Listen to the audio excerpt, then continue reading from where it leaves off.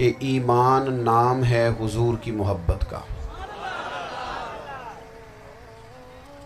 محبت مصطفیٰ کریم صلی اللہ تعالی علیہ وسلم ایمان کی جان ہے، اور یہ دین اسلام کا بہت بڑا انعام ہے کہ وہ کہتا ہے کہ حضور سے پیار کرو، اس لیے کہ جب نبی پاک سے محبت ہو جاتی ہے تو زندگی ویسے ہی آسان ہو جاتی ہے۔ اے عشق تیرے صدقے جلنے سے چھٹے سستے، جو آگ بجھا دے گی اب وہ آگ لگائی ہے۔ کیا ہوتا ہے کہ انسان کے لیے زندگی آسان ہو جاتی ہے۔ میں نے عرض کیا تھا کہ پتہ ہی نہیں چلتا کمانڈر ان چیف کون ہے۔ اللہ آپ کو سلامت، ٹھیک ہو گیا جی، اب آنے دیں دوستوں۔ نبی پاک علیہ السلام کی جو محبت ہے نا، وہ انسان کے لیے زندگی کو آسان کر دیتی ہے۔ حضور سے پیار ہوتا ہے نا تو بندہ نفرت کرنی ویسے ہی چھوڑ دیتا ہے۔ حضور سے پیار کرتا ہے، ہرس ہوس لالچ ویسے ہی نکل جاتا ہے۔ جب حضور سے محبت ہو جاتی ہے، نماز پڑھنا، درگزر کرنا، درود شریف پڑھنا، قرآن پاک پڑھنا، دین کی خدمت کرنا، حتیٰ کہ جان دینا بھی آسان ہو جاتا ہے۔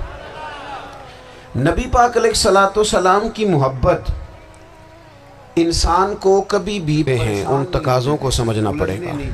تازہ دم رکھتا ہے حضور کا پیار۔ شرط یہ ہے کہ محبت صحیح ہو، اصلی ہو، باطن میں ہو۔ یہ آپ کے ذہن کے اندر کبھی بھی کسی بدبو کو نہیں آنے دے گی، طبیعت کو تازہ دم رکھے گی، سکون میں رہے گی۔ لیکن نبی پاک علیہ السلام کی محبت کے کچھ تقاضے ہیں، ان تقاضوں کو سمجھنا پڑے گا۔ بالخصوص امت اس وقت جس جگہ پہ کھڑی ہے، آپ دیکھیں کہ اتنی بربریت اور اس جیتے جاگتے دیکھتے ماحول میں کہ جس میں ہر چیز کیمرے کی آنکھ دیکھ رہی ہے، اس میں اس قدر زیادہ اسرائیل کی جارحیت،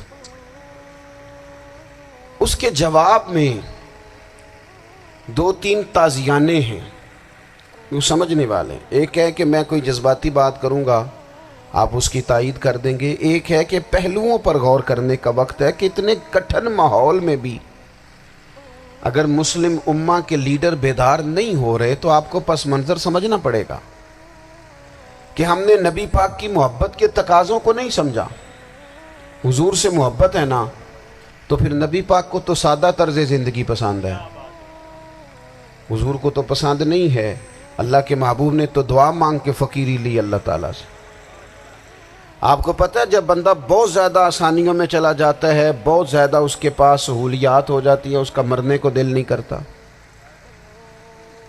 خود نبی پاک علیہ السلام نے فرمایا قیامت کے قریب کافر تم پر جھپٹیں گے جس طرح بھوکے لوگ کھانے پر جھپٹتے ہیں۔ حضور کیوں، ہم تھوڑے ہوں گے؟ فرمایا نہیں، تمہیں دنیا سے محبت ہو جائے گی اور موت تمہیں بری لگے گی۔ اتنے بڑے بڑے بنگلے، عالی شان محلات، کس کا چھوڑ کے مرنے کو جی چاہتا ہے معاذ اللہ۔ نبی پاک کی محبت کا تقاضا سمجھو، ایسا نہیں کہ وہاں دولت آئی نہیں۔ حضور تو فرماتے ہیں کہ اللہ نے خزانوں کی کنجیاں میرے ہاتھ میں رکھ دی ہیں، لیکن میں نے عرض کیا مالک ایک وقت روٹی دینا اور ایک وقت کا فاقہ دینا۔ کنجیاں خزانوں کی اللہ نے دی۔ جب تک آپ اپنا طرز زندگی، یہ جو بہت دنیا کا پیار ہے نا، بہت زیادہ مرنے کی ہرس، یہ بہت زیادہ جینے کی ہرس، تو اللہ تعالیٰ نے قرآن پاک میں یہودیوں کا طریقہ بیان کیا کہ وہ کبھی مرنے کی تمنا نہیں کریں گے کیونکہ جینے کی ہرس رکھتے ہیں۔ نبی پاک علیہ السلام کے غلاموں، طرز زندگی جب تک سادہ نہیں ہوتا اور جب تک یہ دنیا کے جھمیلوں سے کسی کو دولت دے کر پیچھے کر دیا جاتا ہے، کسی کو عہدہ دے کر چپ کرا دیا جاتا ہے، کسی کو اقتدار دے کر چپ کرا دیا جاتا ہے، رسول اللہ صلی اللہ علیہ وسلم کے سچے غلام، انہیں ایک بات کی سمجھ آ گئی تھی کہ ہمیں ہمارے رب نے کہا ہے قُلْ إِن كُنْتُمْ تُحِبُّونَ اللَّهَ فَاتَّبِعُونِي يُحْبِبْكُمُ اللَّهُ۔ اے محبوب آپ ان سے فرما دیں اگر رب سے محبت کرنا چاہتے ہیں تو آپ کی پیروی کریں، اللہ خود ان سے محبت فرمائے گا۔ جب رب بھی ان کا ہو جائے گا، جب رب بھی ان کا کی محمد سے وفا تو نے تو ہم، یہ جہاں چیز ہے کیا، یہ لوح و قلم تیرے ہیں، اس کا کیا مطلب ہوا؟ لوح و قلم، قلم لکھتی ہے نا تقدیریں، مقدر فیصلے، تو لوح و قلم تیرے ہیں، اس کا مطلب یہ ہے کہ پھر رب کریم تیرے اوپر فضل کرے گا، اور وہ جن فیصلوں کی امت کو دیانت سے چاہت ہے، اللہ اپنے فضل سے وہ فیصلے فرمائے گا۔ جب تک زندگی حضور کی غلامی کی طرف نہیں جاتی، وہ اللہ تعالیٰ کی تائید نہیں پاتی۔ حضرت عبداللہ ابن حذافہ رضی اللہ تعالیٰ عنہ کو رومیوں نے قید کر لیا تھا، اور جب رومی آپ کو قید کر رہے تھے، پکڑ رہے تھے، جنگ میں کچھ موڑ ایسا آ گیا کہ بظاہر مسلمانوں کے قدم پیچھے ہٹ رہے تھے، تو 1000 آدمی نے، 100 آدمی نے مل کے آپ کے گرد گھیرا ڈالا اور بڑی مشکل سے آپ کو گرفتار کیا۔ جب بادشاہ کے سامنے لے گئے نا، تو بادشاہ سے اس کا سپہ سالار کہنے لگا کہ بندہ ضائع کرنے والا نہیں، یہ بات سمجھیں آپ، ہماری طبیعت کے مطابق جو بندہ پورا نہیں اترتا ہم ضائع کر دیتے ہیں۔ حالانکہ اگر آپ کو مخالف صف میں بندہ کام کا نظر آئے تو آپ غور فرمائیں کہ یہ ہمارے قافلہ محبت میں کیسے شامل ہو سکتا ہے، اس کے لیے جد و جہد کریں تاکہ اس سے کام لیا جا سکے۔ اس نے کہا، روم کے بادشاہ نے، بندہ ضائع کرنے والا نہیں۔ وزیر نے کہا بادشاہ سے، اس نے کہا کیا کریں؟ کچھ ایسا کریں کہ یہ معاذ اللہ ہمارے دین میں آ جائے۔ اور قرآن مجید نے واضح کہہ دیا ہے کہ یہودی اور عیسائی تم سے راضی نہیں ہو سکتے حتی تتبع ملتہم، جب تک کہ تم ان کے دین کی پیروی نہ کرو، ان کو کسی طریقے سے معاذ اللہ عیسائی بنایا جائے۔ تو بادشاہ کہنے لگا 2-3 چیزیں ہیں جس سے کوئی بندہ بھی خریدا جا سکتا ہے، کر لیتے ہیں بات۔ اس نے سب سے پہلے حضرت عبداللہ ابن حذافہ سے کہا کہ جتنے پیسے آپ کہیں گے آپ کو ملیں گے، آپ اس دین میں آ جائیں معاذ اللہ۔ تو حضرت عبداللہ ابن حذافہ نا، کچھ لوگ بڑے سیانے ہوتے ہیں، بردبار ہوتے ہیں، بعض باتوں پر غصہ نہیں کرتے، ہنستے ہیں۔ حضرت عبداللہ ابن حذافہ ہنس پڑے، فرمانے لگے تجھے کس نے بادشاہ بنایا؟ تو بڑا بیوقوف آدمی ہے۔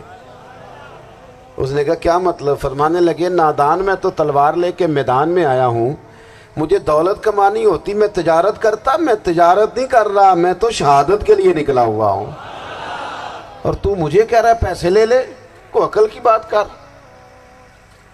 اس نے دوسری بات کی،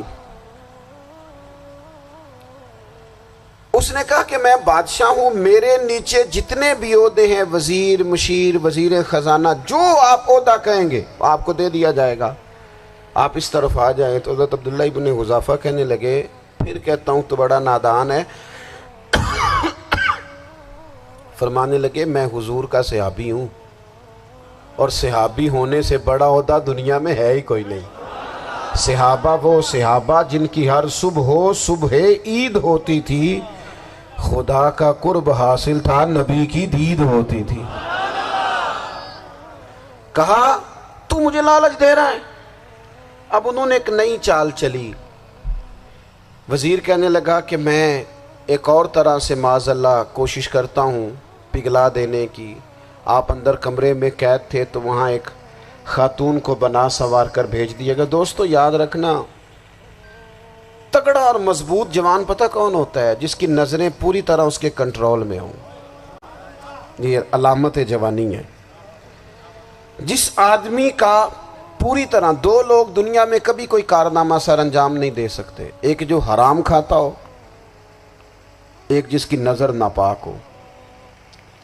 محمد بن قاسم جب یہاں آئے تھے نا، تو ایک دن بڑے پریشان تھے، تو ایک بزرگ کہنے لگے آپ کیوں پریشان ہیں؟ کہنے لگے راجہ دہر سے مقابلہ ہے، اور ہماری فوج تو سندھ کے رستے بھی نہیں جانتی، زبان بھی نہیں جانتی، لڑیں گے کیسے؟ 2-4 دن کے بعد ان بزرگوں کی دوبارہ محمد بن قاسم سے ملاقات ہوئی تو بڑے خوش تھے۔ کہا اب آپ کیوں خوش ہیں؟ کہنے لگے وہ میرا مقابلہ نہیں کر سکتا، میں نے تحقیق کر لی ہے۔ کہا کیوں؟ کہنے لگے نظر کا گندہ ہے، اور جو نظر کے گندے ہوتے ہیں وہ میدانوں میں ٹھہرا نہیں کرتے۔ میدان کے لیے نکلنے کے لیے پاک جوانی کی ضرورت ہوتی، تطہیر مزاج ہونا ضروری ہوتا ہے، پاکیزہ افکار اور سچی اور سچی ستھری سوچوں کا ہونا ضروری ہوتا ہے۔ اس لیے فرمایا کہ میرا مقابلہ نہیں کر سکتا۔ حضرت عبداللہ ابن حذافہ کمرے میں تھے تو وزیر کی بیٹی اندر سجی سنوری پہنچ گئی، جیسے ہی آپ نے اس کفر کی چال کو دیکھا تو تیمم کر کے نفل شروع کیے۔ وہ ساری رات بیٹھی رہی، رب کا بندہ ساری رات عبادت کرتا رہا۔ عبادت بڑا سہارا ہے، مصلی بڑا سہارا ہے اللہ کے بندوں۔ صبح دروازہ کھولا، وزیر نے اپنی بچی سے پوچھنا چاہتا تھا رزلٹ کیا نکلا، تو وہ کہنے لگی پیچھے ہٹ جا، اب تیرا میرا تعلق کوئی نہیں، میں نے نبی پاک کا کلمہ پڑھ لیا۔ اس نے کہا میں نے بھی زمانہ دیکھا ہے، پر یہ کیا لوگ ہیں، کستوری کے بنے ہوئے، سندل سے دھلے ہوئے، کہ میں ساری رات کمرے میں رہی اور 100 اور 1000 آدمی جس جوان کا مقابلہ نہ کر سکے، اتنا طاقتور جوان کمرے میں رہا اور اس نے نظر اٹھا کے نہ دیکھا۔ او کچا رنگ للاری والا جڑا چڑھدا تے لیندا رہندا ہے، اے عشق تیرے دا رنگ محمد چڑھیا پھر نہیں لیندا۔ میں نے کہا ایک دفعہ نظر اٹھا کے نہیں دیکھا، کمال ہو گئی۔ اتنے بڑے لوگ، اتنی بڑی سعادت مندی، فیروز بختی، معاملہ فہمی حد ہو گئی۔ اللہ اکبر۔ دوستو، بادشاہ جب پوری طرح ہار گیا نا، اس نے کہا مار دو۔ تیل گرم کیا ایک کڑاہی میں، اور جب آپ کو اس میں ڈالنے لگے تو آپ کی آنکھوں میں آنسو آ گئے۔ بادشاہ کا خیال ہوا شاید نرم ہو گئے ہیں، کہنے لگا روئے کیوں؟ فرمانے لگے سوچتا ہوں جان ہی ایک ہے، کتنا مزہ ہے اس کی راہ میں جان دینے کا، کتنی لذت ہے اس کے نام پر مرنے میں، کتنا لطف ہے۔ جے تو چڑھیا اتے دار بھی نہیں، تے جے تو وکیا عشق بازار بھی نہیں، تے ایڈا سستا سودا پیار بھی نہیں، تے ایڈا سستا لبدا یار بھی نہیں۔ کئی جنگل گانے پیندے نہیں، کئی دوزخ لنگنے پیندے نہیں، جے وہ اس ملوں بھی مل جاوے، ایدوں سستا ہور بپار بھی نہیں۔ تے کچھ سمجھ نہ آوے لوکانوں وہ کادے نال شہید کرے، ڈٹھی یار دے ہاتھ تلوار بھی نہیں، پر او دا خالی جاندہ وار بھی نہیں۔